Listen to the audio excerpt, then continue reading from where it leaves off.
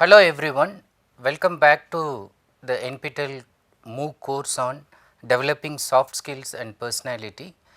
This is the first week and we are in the second module. We have just started, and in this module we are going to look at soft skills, but not exactly the skills as such, but then I am just going to take you back as what is required to prepare you for developing these skills. So, it is mostly about planning and preparing for imbibing the soft skills which are required for developing your personality. Now, before I start, have you gone through the video fully? Let me recapitulate, let me give you the highlights of the previous video just in one single slide very quickly. Highlights of the last lecture, if you remember, I particularly mentioned that learning is really behavioral modification, nothing else. It has to effect on your behavior, it has to modify your behavior for the better. You cannot learn anything that you do not want to. You need to create the desire for learning from this course, and you have to be proactive. You have to download the videos, create definite time for watching and taking notes, and you need to reflect on your own. You need to discuss the course with your friends, and then you need to check whether you are able to develop the required behavior then and there. At least every week you need to do some self assessment. You need to do experiential learning, that is, you need to experience the course. It is not like mugging up and then reproducing, you need to experience, and experiential learning is possible only if you attempt all the quizzes, assignments and exam. Even if you are not concerned about getting, important that you do this and then experience and then learn how to assess yourself and then progress along with the course. The course aims at changing your behavior, not like other courses which aim at a very superficial physical level, such as some of the corporate offices train the candidates just for 1 week, 10 days, and then they give cosmetic touches in terms of soft skills. Now, here the course is aiming at a whole complete personality development, and the approach is a holistic approach in which the physical, mental, emotional, psychological, cultural and physical as well as spiritual levels are being covered.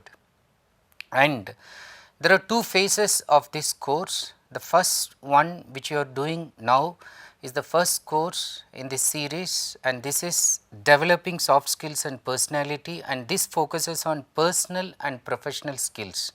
The sequence to this course which will be taken up later, that will be the next course, and that will be on enhancing soft skills and personality, and that will focus on interpersonal and management skills. Now, I am fond of asking you questions, and then let me start this module with another question. Let us say if God grants you one wish, and that wish will make you happy and peaceful forever in your life. Now, what should you ask Him if you are given such a chance? Now, would you ask for money? Would you ask for intelligence? Would you ask for knowledge? Would you ask for good looks? Would you ask for a very beautiful or a handsome life partner? Think about it. God is granting you one wish, and if you ask something that is correct, that will give you complete happiness and peace, what would be that wish? Now, I would tell you that you should ask God to grant you that one wish in terms of accumulating lot of soft skills. It should be soft skills. Why? If you are able to have all the required soft skills, which are actually people skills, you will be able to get everything that I said before, whether it is money, intelligence, knowledge or whatever you want in this life, everything you will be able to achieve just if you are able to get the soft skills. So, it will bring you everything that you need to live a very happy and peaceful life. As I said, soft skills are people skills. I will go into the details of soft skills maybe in the coming videos. Right now I want you to be planned and prepared to change your behavioral pattern in terms of understanding and imbibing these skills and preparing you for that. Now remember, when I say that soft skills are people skills, it's the people around you who are going to contribute to your success or failure. Let me explain how. If you are a student, so you want to be the topper of your class. So let's say you want to score 100 marks in the examination, and then let us assume that there is only one to whom the teacher will give 100. Let us also assume that you got 100 marks. Now it's not just because you got 100 marks you are on the top of the class, it's because that there are so many others who resolved in their mind that it is enough that they get 99. Some thought that 90 is enough, some thought that 80 is enough, some were below 60, 50, some did not even bother to give the exam. Now these people together, they have given you that success and they have kept you on the top of your class by not competing with you enough, by not giving you tough competition, or by making you do better in giving you the kind of competition that you needed. But all it means is, like, it's not that you alone is uniquely responsible for getting any success, and same thing goes with failure also. It's because you are not able to manage people's skills, it's because that you are not able to handle certain situations, it's because that you are not able to have those soft skills that will create the best impression in that environment, you probably got failure. Now it's also said that 80% of your happiness and peace depends on the life, or even in business, depending on the partner with whom you spend your maximum time with. So if you are married, and then it is the wife or the husband who is going to determine 80% of the happiness or peace in your life. If you are not married and if you are in a business and then you are a workaholic, you are spending maximum time in the office, it's your boss with whom you are interacting, he is going to determine that 80% of your happiness or peace in your life. So it is the people to whom you are spending maximum time, they determine the maximum amount of happiness or peace in your life. Now if you have understood that, now the next point is, like, then how do you make these people help you get this happiness and peace? By interacting with them and then by making them contribute to your happiness and peace. It's important that you know how to interact with them to bring harmony and peace in your life. And before you learn how to make them give what you want, you need to know what you really want in this life. Now only if you know what you really want in your life, you will be able to make people help you to achieve that. So to do that, I just want you to tell you some story and then find out whether you have actually made up your mind in that direction. I am going to tell you a lot of stories in this course, and in fact the mode in which I want to run this course is just like you want to come to the class, that is you just download the video and watch it. You have some story, something that I have read, something that I have taken from some author, something I think is useful in my life and I know that it is going to affect you and then contribute to your life, and that is the story that I want to share with. Herewith I am going to begin with the story, and in this story you are the main character, you are the main protagonist, and as the story begins, you are walking with a huge set of people. They are in a crowd and this crowd is moving, and it looks like the crowd is little bit mourning. They are not in a happy mood, they are in a serious mood. You are part of it, and then they are all dressed in a very simple sober color. Some of them are in black, some in white, some in very simple dress, and you can understand that it looks like something like a funeral, and later you understand that it is actually a funeral ceremony, and then people are all moving towards the burial ground and you are also walking with them. And as you walk and then you move towards, you see a coffin that is kept there, and out of your curiosity you just want to know who is there in the coffin. You just open the lid of the coffin and then you just take a quick peek into the coffin, and then you are surprised, or rather you are shocked to note that inside the coffin you are lying. It is your face that you see inside the coffin, and the moment you see, it looks like as if you are merged with the body that is there in the coffin. You are lying there in the coffin and then you just look outside, and then you could see that there are 4 sets of people surrounding you.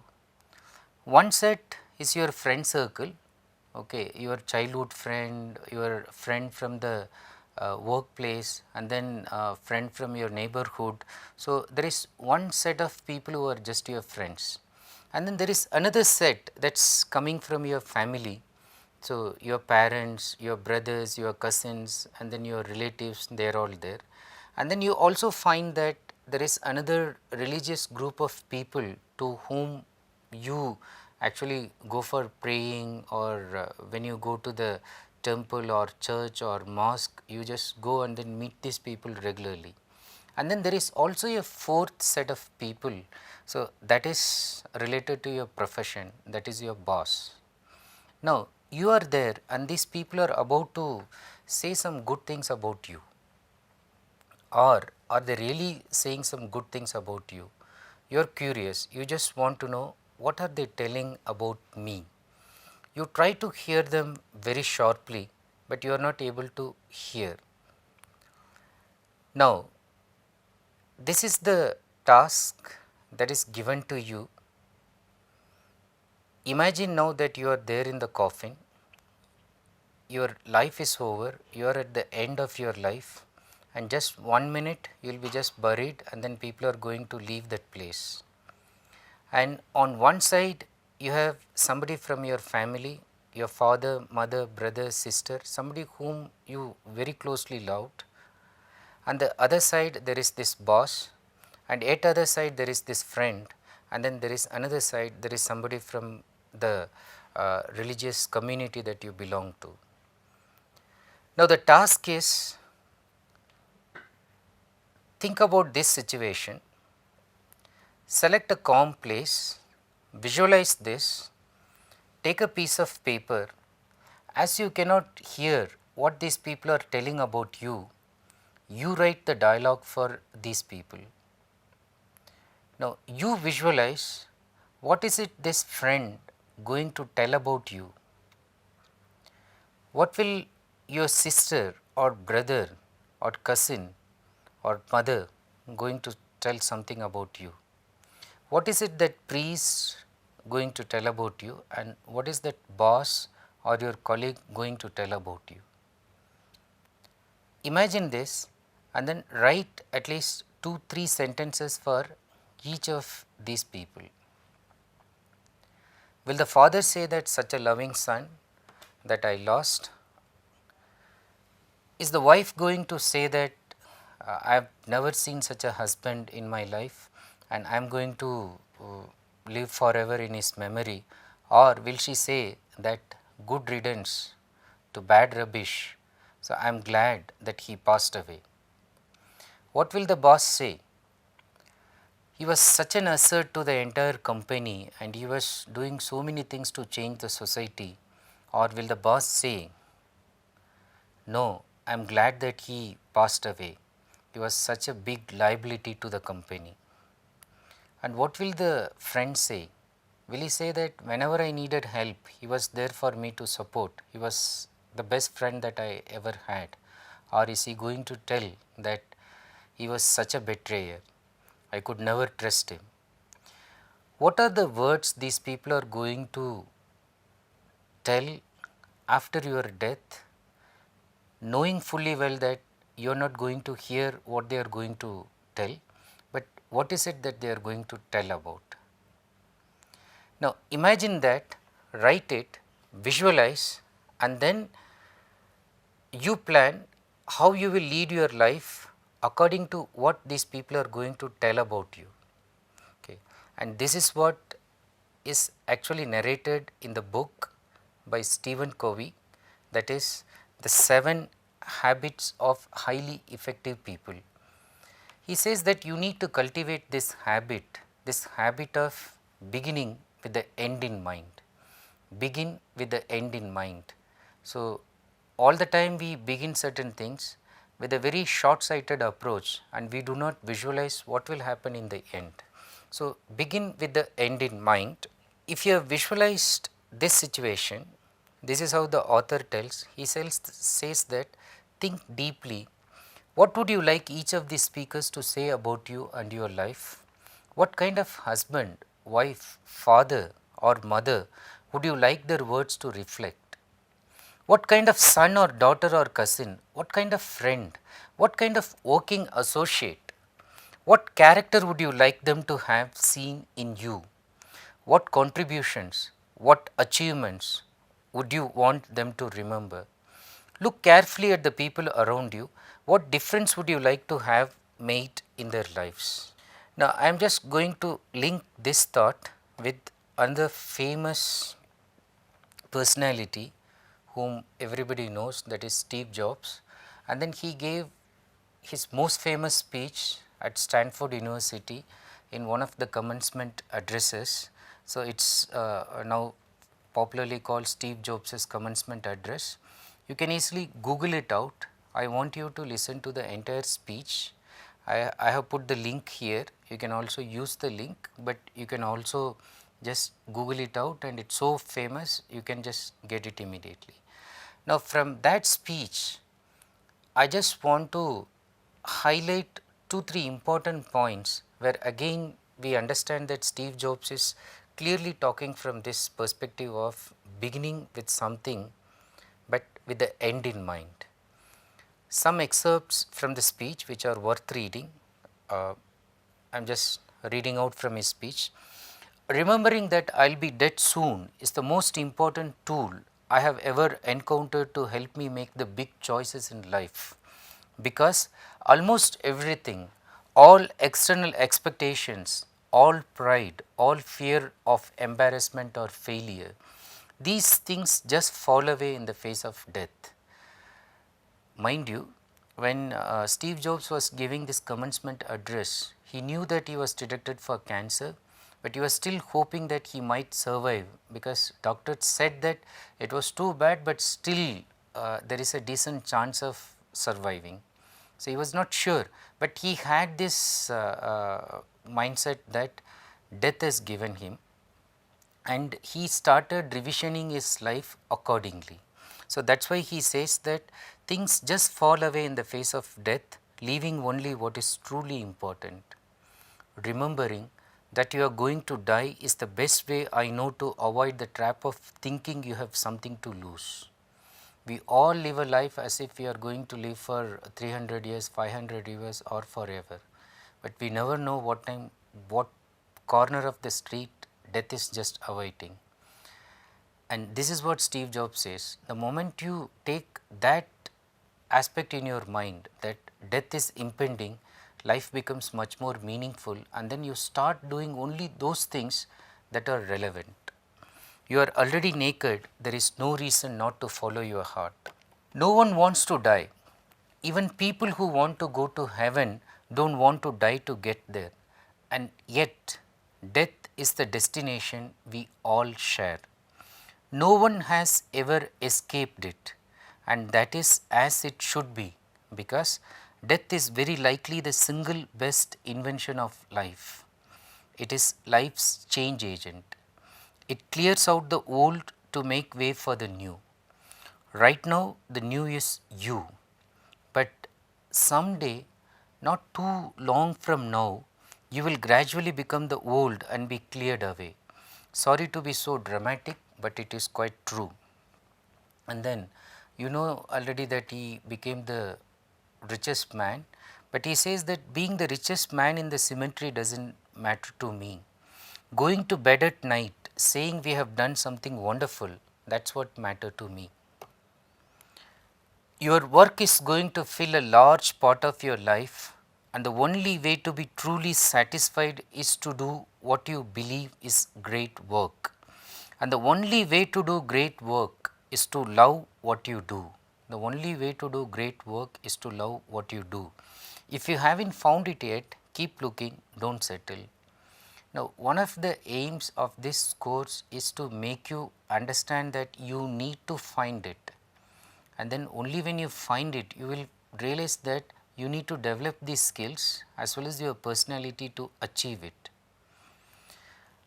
And in the context, as he says, you have to trust in something, your gut, destiny, life, karma, whatever. This approach has never let me down. If you remember in the previous module, I was telling you that you have trust in the course, you have faith in the instructor.